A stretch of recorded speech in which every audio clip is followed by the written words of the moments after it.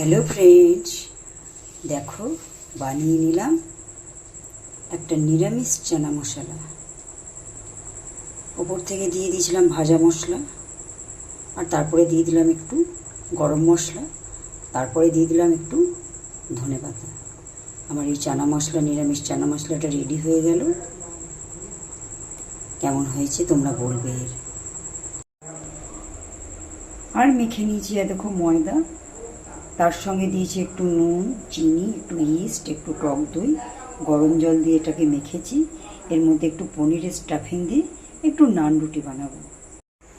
দেখো বানাচ্ছি নান রুটি, এর মধ্যে দিয়ে দিয়েছি একটু পনিরের স্টাফিং। দেখো দেখো ডিনারটা সাজিয়ে দিলাম।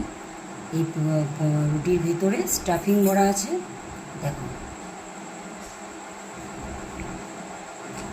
স্টাফিং দেওয়া রুটি। আজকে আমার রাতের এই ডিনার আইডিয়াসটা কেমন ছিল তোমরা আমাকে কমেন্টে জানাবে। শুভরাত্রি বন্ধুরা।